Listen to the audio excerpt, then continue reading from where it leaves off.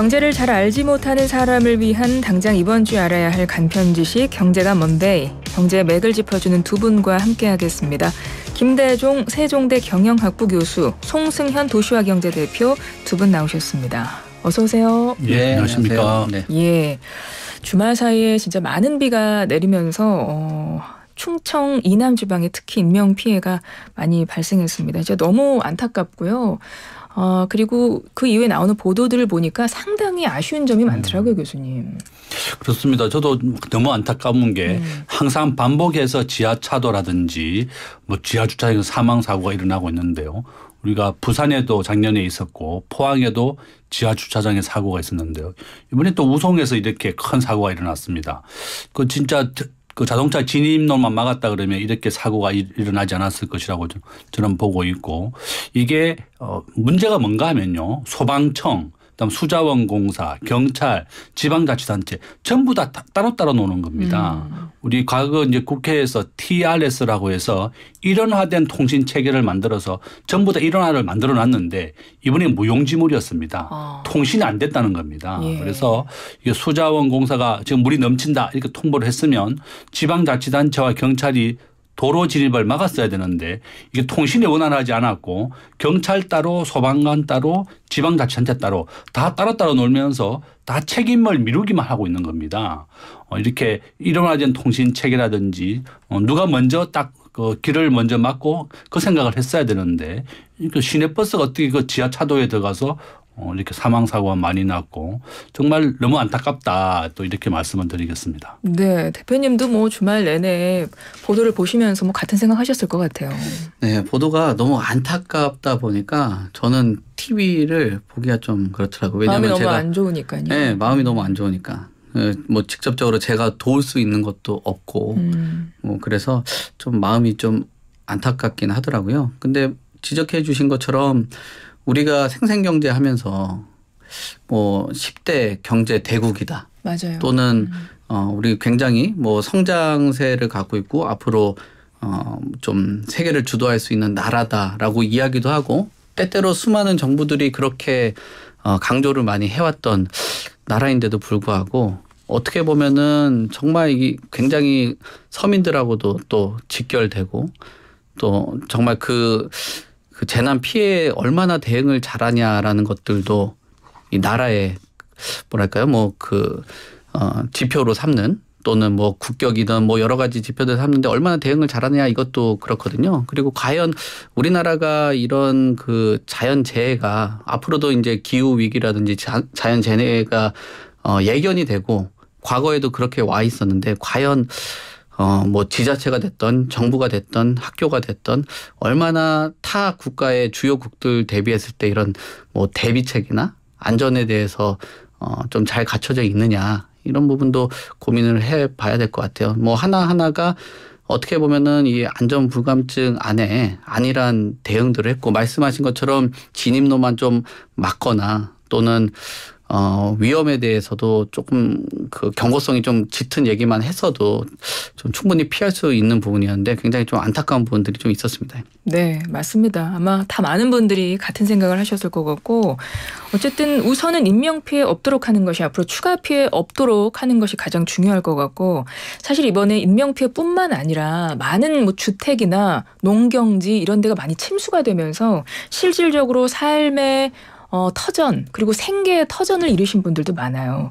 보니까 이게 오늘 오전 8시 기준입니다. 농작물 피해가 27,000헥타르고요. 가축도 58만 마리 가까이 폐사했다고 해요.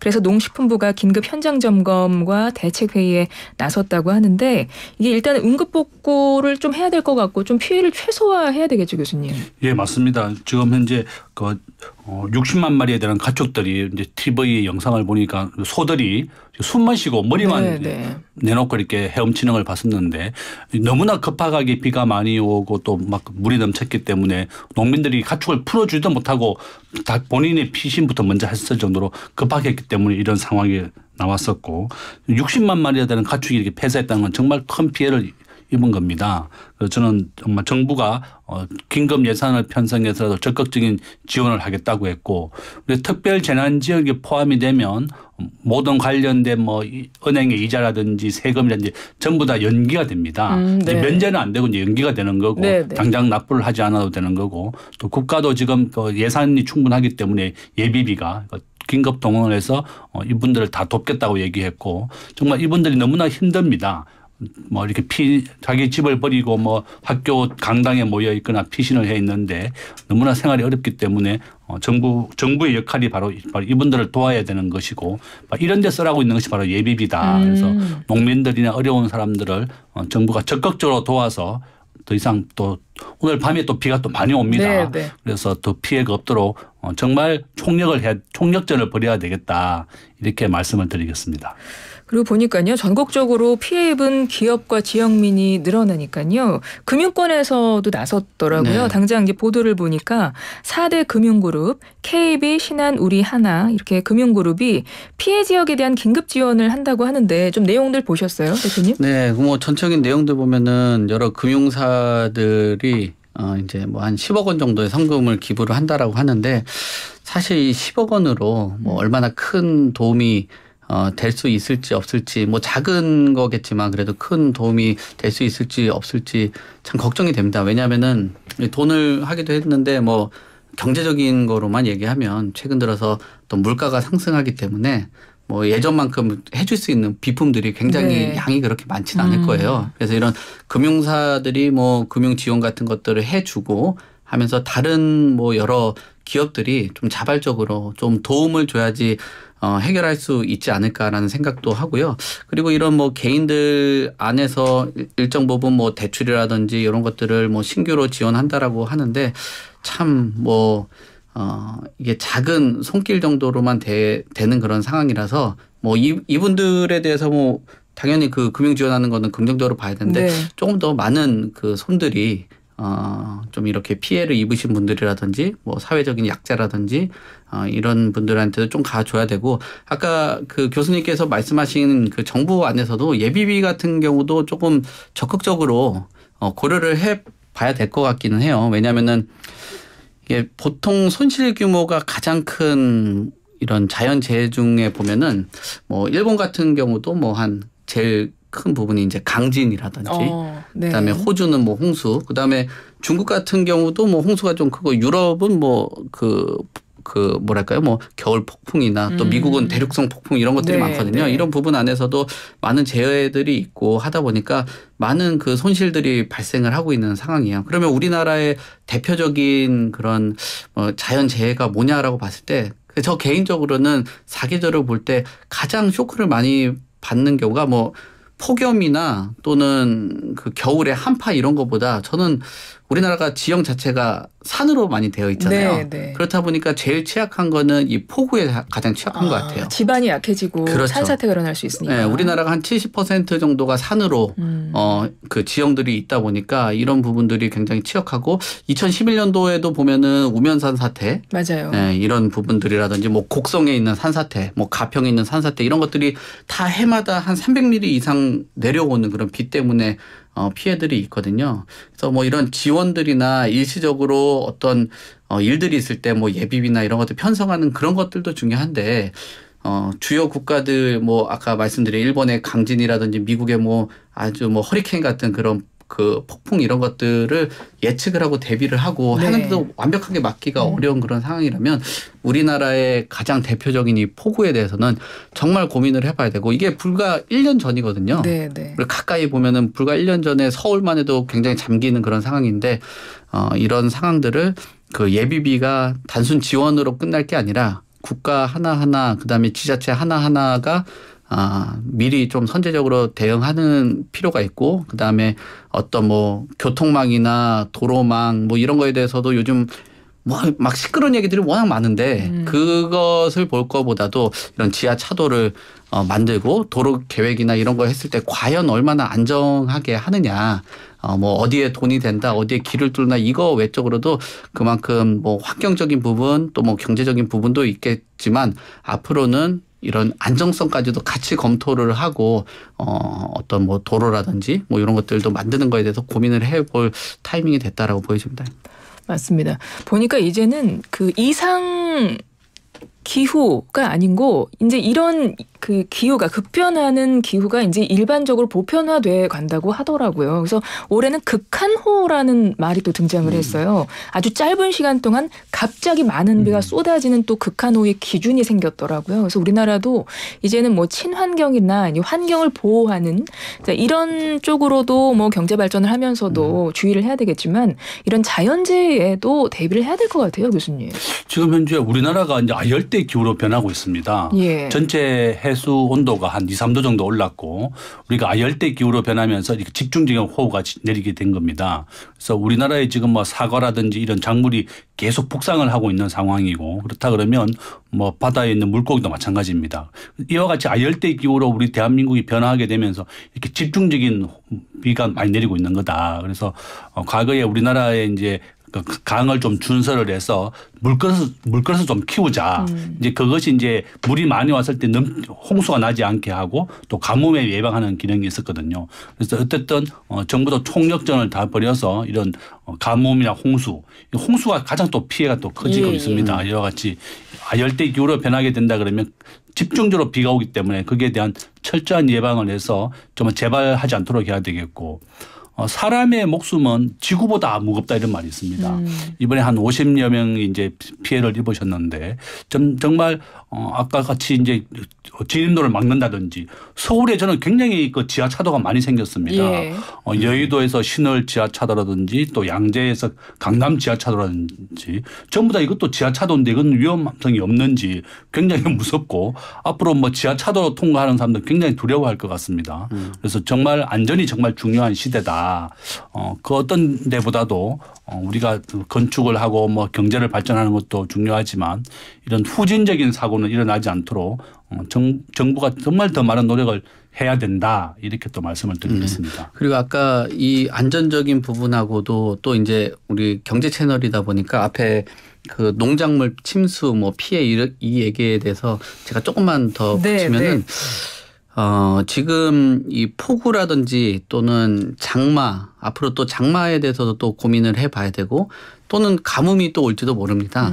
근데 제가 아까도 말씀드린 것처럼 앞으로는 미리미리 대비를 하고 그런 예비적인 비용을 가지고 선제적으로 대응을 안 한다면 위기가 있을 수밖에 없다라는 것이 이런 폭우가 있고 나면은 항상 관련된 식품이나 그 뭐 야채 그다음에 채소 이런 식품들 관련돼 가지고 뭐 가격들이 오르는 경우들이 많아요. 농작물 피해 때문에 공급이 좀 어렵다 보니까. 그래서 최근 들어서 우리나라 소비자 물가가 5개월째 지금 하향 안정화가 있었잖아요. 네. 그러니까 뭐 최근 추세가 한 2.7% 정도까지도 내려온 그런 상황인데 맞아요. 이런 폭우를 통해서 문제가 생기고 농작물의 피해가 크다라면은 굉장히 악영향을 끼칠 수밖에 없다는 거예요. 왜냐하면 식품에 대해서 식료품들이 가격이 오르게 그렇죠. 되고 그러면 서민들이 소비하기도 어려워지고 이게 단순히 폭우의 문제로 인명피해도 물론 가장 중요하긴 하겠지만 이게 굉장히 파급력이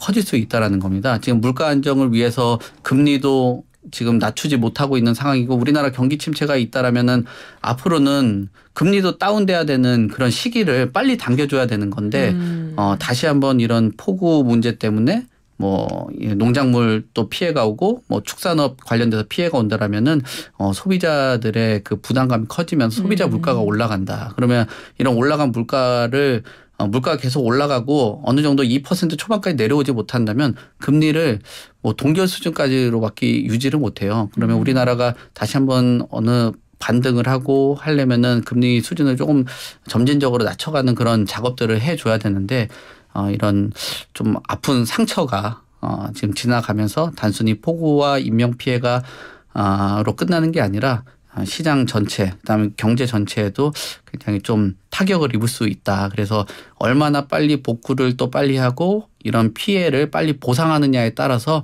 이런 소비자 물가하고도 연동성이 크기 때문에 조금 선제적으로 대응도 하고 만약에 어떤 지원을 해줄 것 같으면 또 나중에 또 막 정부에서 뭐 이런저런 거 싸우고 뭐 기업들 뭐 내라 뭐 이럴 게 아니라 할 거면 좀 빨리 했으면 좋겠어요. 그래서 이게 지금 피해에서 끝나는 게 아니라 경제 전체적으로 좀 힘든 그런 상황까지 가지 않는다면 빨리 좀 지원을 할 거는 빨리 합의를 해서 넘어갈 필요가 있다고 보여집니다.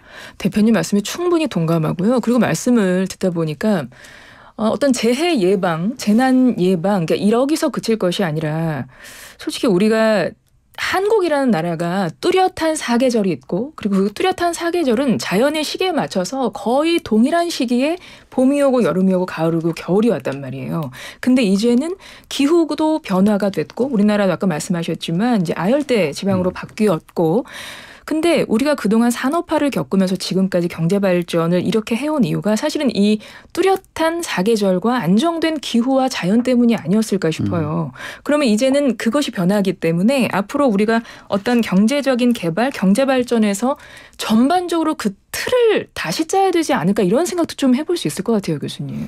진짜 맞습니다. 진짜 우리나라는 뭐 제조업 수출액 기준 세계 5위고 GDP 기준 세계 9위까지 성장을 했는데요. 이와 같이 아직도 안전에 대해서나 또 인프라에 대해서는 아직도 많이 부족하다. 최근에 이제 우리나라의 그 지하차도에 대해서 진입로에 일정한 수위까지 물이 차게 되면 자동으로 차단기가 설치하게 다 만들어놨는데요. 이번에 작동하지 않았습니다. 그래서 이번에 그 인명사고가 났었다.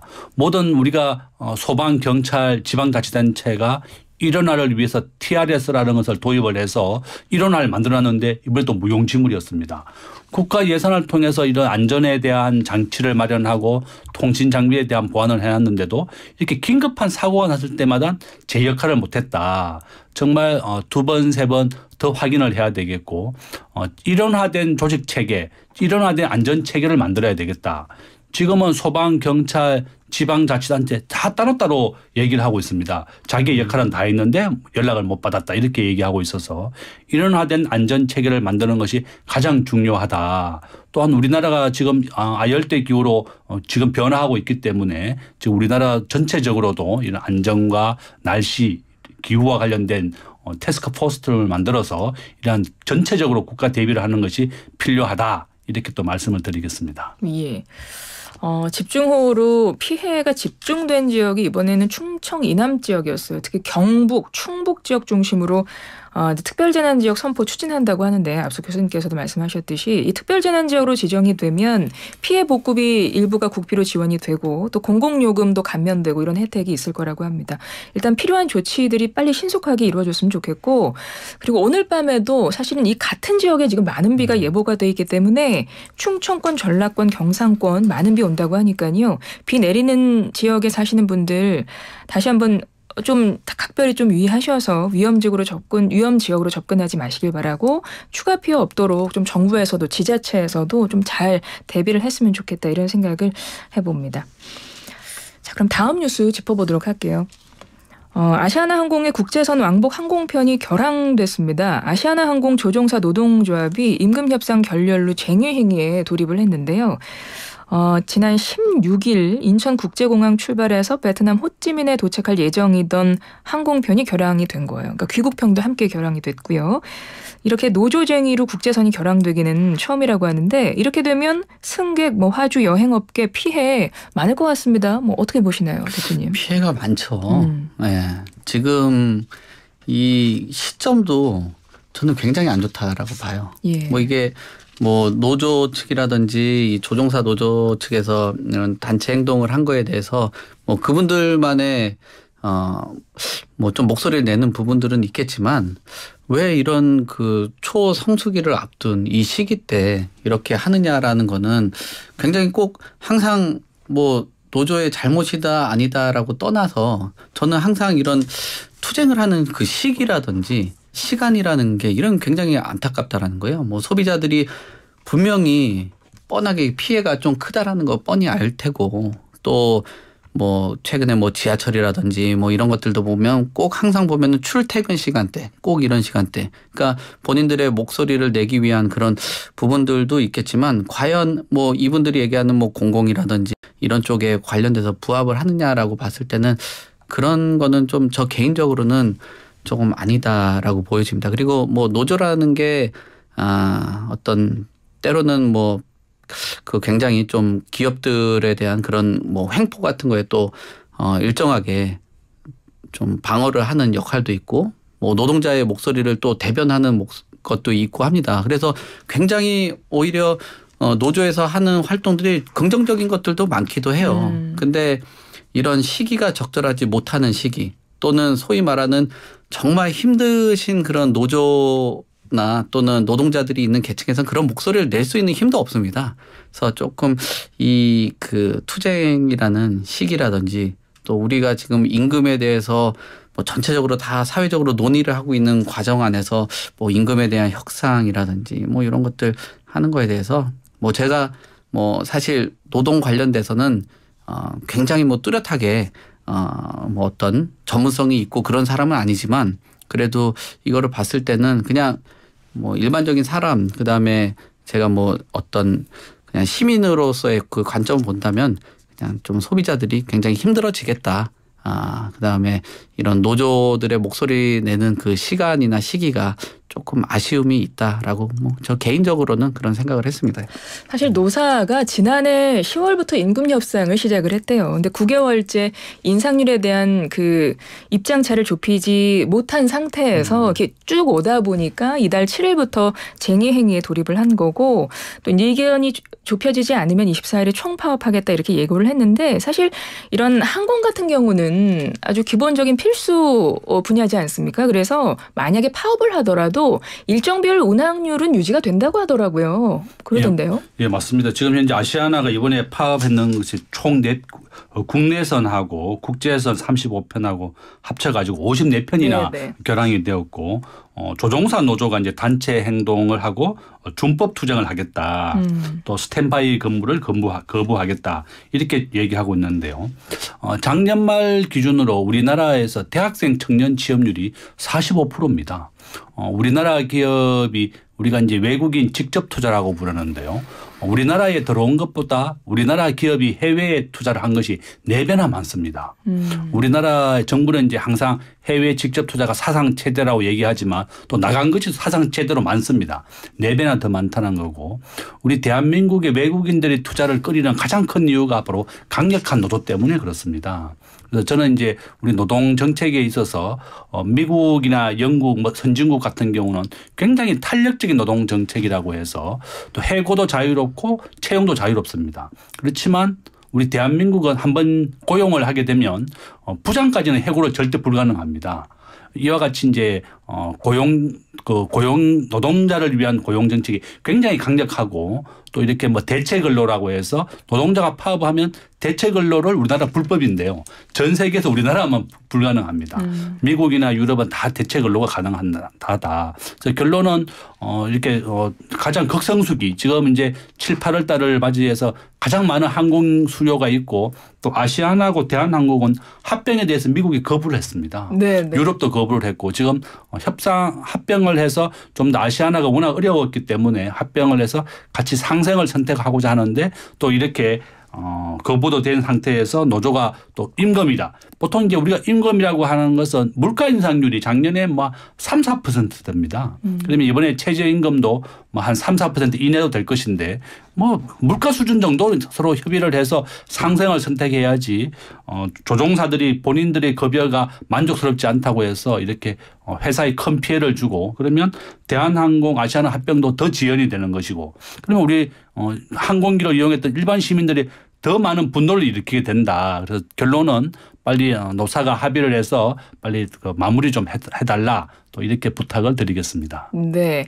참고로 말씀드리면 지금 아시아나항공 노조 측은 화물 운항 호조로 지난 21년, 22년에 그 이제 사측이 영업이익이 꽤 많이 달성을 했는데 사실은 직원들한테 그 수혜가 돌아오지 않았고 몇 년 동안 임금이 동결된 상태였대요. 그래서 작년부터 임금 협상을 하는 중에 지금 이견이 좁혀지지 않은 상태여서 지금 이렇게까지 된 건데요.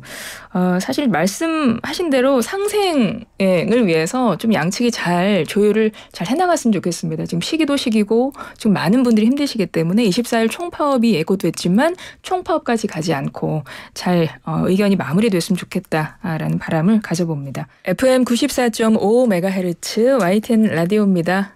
YTN 라디오 생생경제 함께하고 계십니다. 오늘은 월요일입니다. 경제가 먼데이 한 주간의 경제 맥을 짚어드리는 주요 경제 이슈들 좀 살펴보는 시간이고요. 두 분과 함께하고 있죠. 송승현 도시화경제 대표님, 김대종 세종대 경영학부 교수님 두 분과 함께하고 있습니다.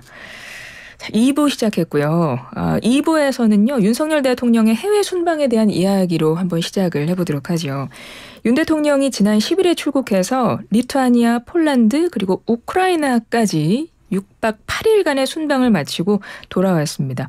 이번 순방이 좀 경제적인 부분 위주로 좀 짚어봤으면 좋겠어요. 일단은 가장 크게 좀 짚어보고 싶은 부분이 우크라이나 그 재건 사업 협력에 대한 부분입니다. 이게 이른바 우크라이나 평화연대 이니셔티브 이렇게 명명을 하던데요. 교수님, 이게 어떤 내용이고 우리한테 어떤 경제적인 영향을 미치게 될까요? 지금 현재 우크라이나 러시아 전쟁은 1년 6개월 정도 지속은 되고 있는데요. 지금 이제 아마 그 우크라이나가 재건을 해야 됩니다. 전 국토가 이제 다 파괴됐기 때문에 그렇고 지금 전체 재건 사업의 한 규모가 1,200조에서 한 2,000조 원까지로 예정이 되고 있고 아마 이제 2차 세계대전 이후에 가장 크게 될 것이다 이렇게 지금 보고 있습니다. 지금 한국이 이제 우크라이나에 지원할 수 있는 방법이 이제 세 가지 방법인데요. 안보에 관련된 거, 좀 인도적인 지원, 또 재건에 대한 관련 그런 건데요. 지금 현재 우리나라는 우크라이나에 살상 무기는 안 주겠다. 예. 다만 이제 방탄복이라든지 헬멧 같이 좀 안보와 관련된 그런 이제 비전투 군사 무기만 좀 지원하고 있고요. 또 식량이라든지 이런 걸 좀 적극적으로 지원하겠다는 거고 또 건축 관련이라든지 재건 사업에는 우리나라가 세계 최고의 기술을 가지고 있습니다. 이런 통신, 전기 자동차 이런 것도 마찬가지고 그래서 아마 우리나라가 직접적으로 참여할 수 있는 부분 한 66조 한 70조 원 정도가 우리 한국이 직접적으로 좀 지원할 수 있다 이렇게 보고 있습니다. 거기에다가 이제 지금 폴란드에 우리나라가 작년에 무기 수출한 게 한 20조 원 정도 됩니다.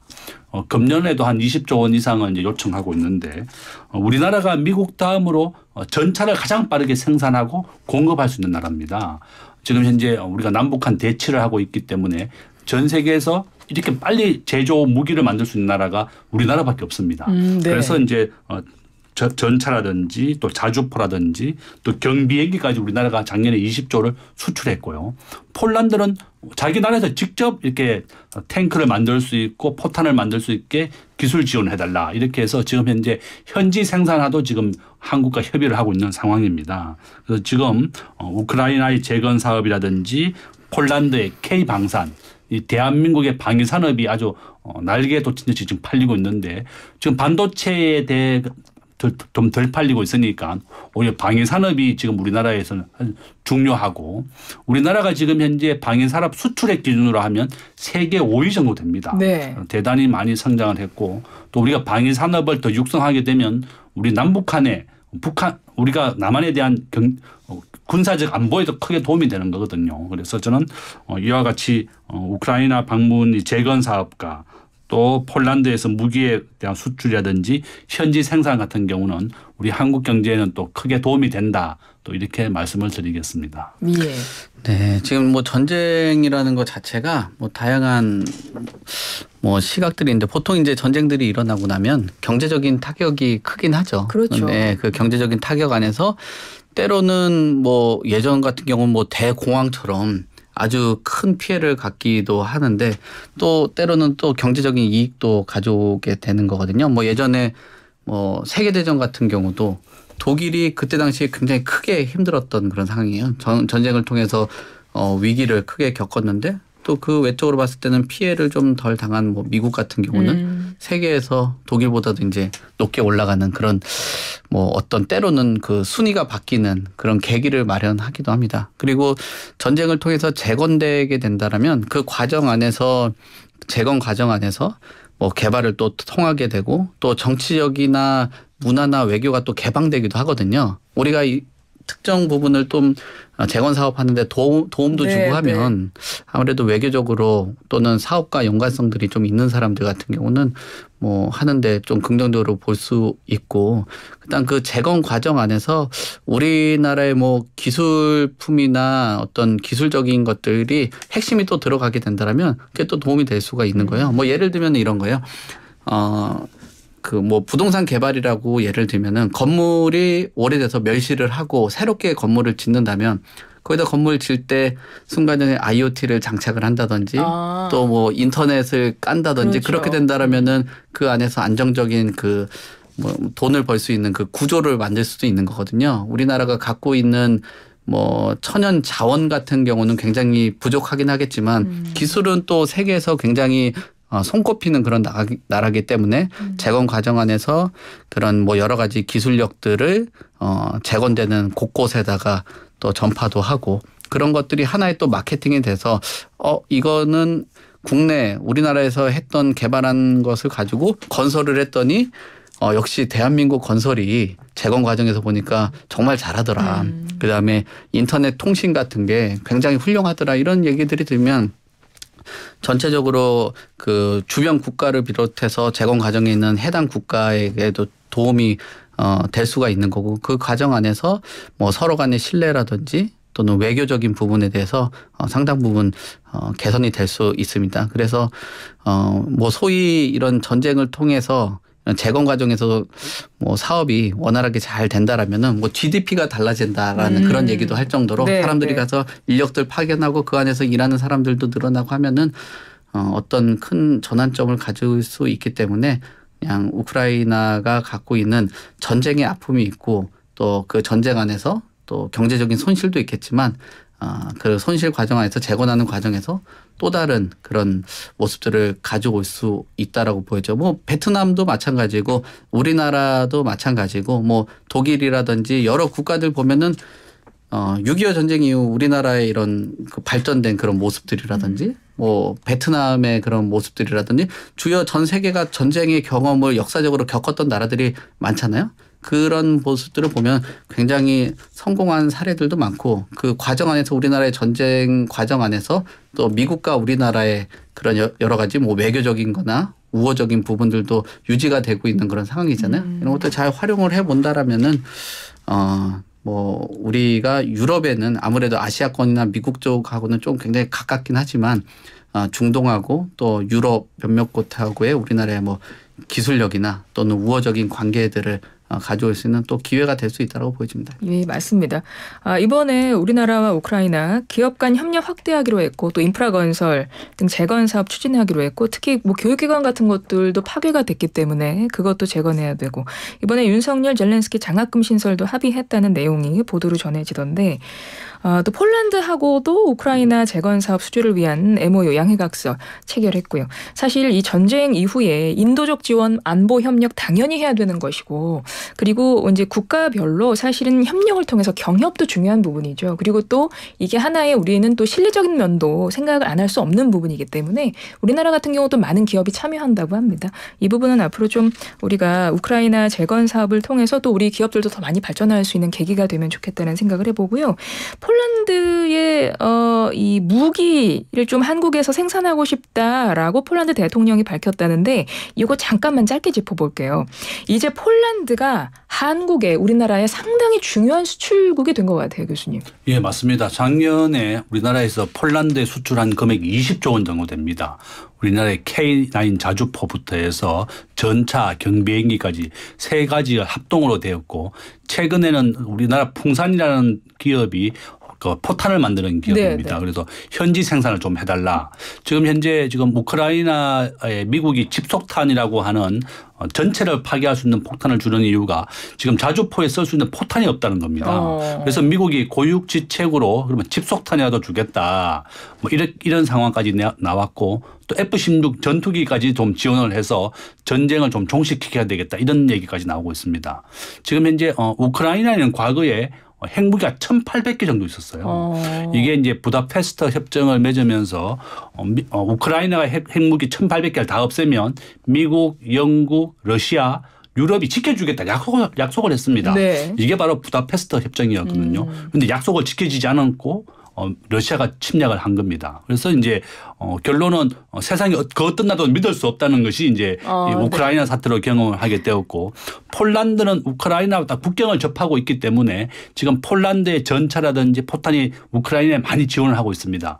폴란드의 국가 안보가 더 위험해졌기 때문에 한국에서 긴급하게 탱크라든지 자주포 수입을 했고 미국 다음으로 전 세계에 공급할 수 있는 나라가 우리나라밖에 없습니다. 예. 이런 이유 때문에 우리나라가 지금 방위산업 수출액 세계 5위까지 올랐고 거기에다가 이제 포탄을 폴란드가 직접 현지에서 좀 생산하게 도와달라. 그래서 우리나라의 풍산이라든지 화나 우리나라 방위산업 국가 그 기업들이 직접 지금 협상을 좀 하고 있습니다. 그래서 바로 폴란드에도 직접 생산을 해서 포탄을 본국도 지키고 우크라이나도 지켜서 이렇게 자유시장, 자유국가를 좀 지키겠다 이런 건데요.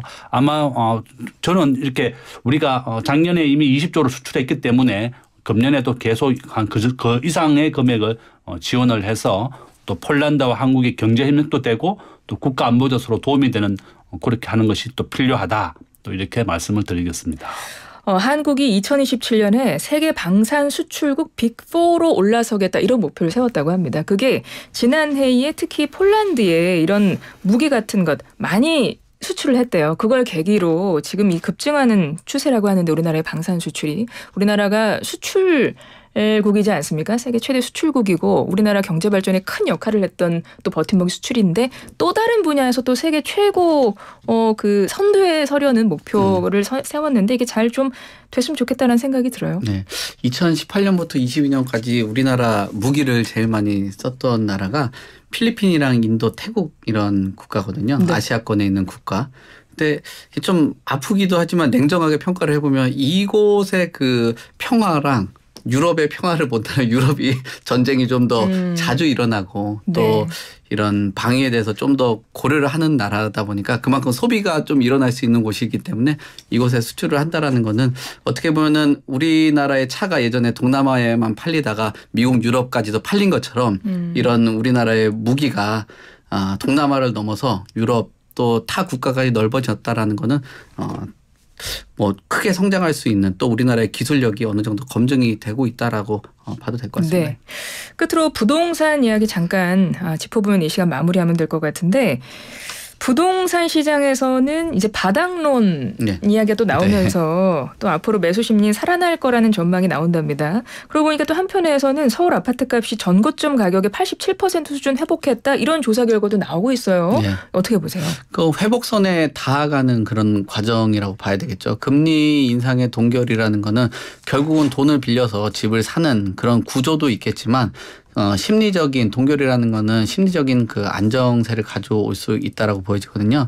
금리가 동결한 이후로는 매수 심리가 상당 부분 개선이 됐어요. 그러면서 거래량도 일정 부분 회복이 된 그런 상황이거든요. 뭐 물론 그 예년에 기본적으로 거래량이 한 3천 건 정도가 일어나고 있는 게 예전에 5천 건 대비했을 때는 역시 부족한 그런 상황이긴 해도 네. 그래도 추세 자체가 예전처럼 급격하게 떨어지지는 않는다라고 볼 수 있는 거라고 봐요. 그리고 금리 인상 동결 외적으로도 뭐 청약에 대한 그 수요라든지 이런 것들이 열기가 있다라는 거는 결국 내 집 마련에 대한 그 지표로도 보고도 있거든요. 네, 그리고 네. 일정한 그 거래량이라는 거는 어떤 매수에 대한 일정의 선행적인 지수로 보고 있기 때문에 이런 거래량이 증가를 한다라는 거는 볼 수가 긍정적으로 볼 수 있어요. 근데 여전히 87%까지 근접했다라는 거는 아직까지도 예전 대비했을 때는 역시나 좀 부족한 그 수치라고는 볼 수 있는데 네. 이런 87%라는 수치가 과연 앞으로 뭐 85다, 80이다, 70까지 떨어질 거냐, 100% 수준까지 도달할 거냐라는 그 뭐 어떤 시나리오를 본다라면 일정 지금 동결한 상황이라든지 청약 경쟁률이라든지 거래량이라든지 이런 것들을 봤을 때는 90% 이상으로 넘어갈 가능성이 상당히 높아졌다. 그만큼 이런 심리로 인해서 부동산이 상당 부분 예전보다는 개선이 됐다라고 하는 것이 조금 더 객관적인 시각 아닌가 그렇게 봅니다. 네, 교수님 30초 한 짧게 마무리해 주시겠어요? 저는 뭐 이렇게 지난 60년간 우리나라 부동산 추세를 본다 그러면 90% 확률로 상승했습니다. 그래서 이제 우리나라는 지금 현재 단독 세대주가 30%인데요. 앞으로 한 10년 동안은 40%까지 증가할 예정입니다. 지금 현재 강남 3구가 한 93% 회복을 했고 노원 도봉구가 한 83%인데 이러한 상승 추세는 앞으로 한 추세가 성장할 것이다. 부동산 가격이 하락하게 되면 은행이 부실하기 때문에 정부가 이렇게 규제를 풀고 부동산을 부양하고 있습니다. 그래서 집이 우리나라에 없는 사람과 있는 사람이 5대5 정도 있는데 집이 없는 분들은 지금 어차피 우리가 은행 대출 금리 7% 기준으로 결정하면 됩니다. 7% 이하인 경우면 집을 사셔도 된다. 그렇게 또 말씀을 드리겠습니다. 예, 알겠습니다. 경제가 먼데이 김대종 세종대 경영학부 교수님, 송승현 도시화경제 대표님 오늘도 두 분과 함께했습니다. 두 분 오늘 말씀 감사합니다. 네, 감사합니다. 감사합니다.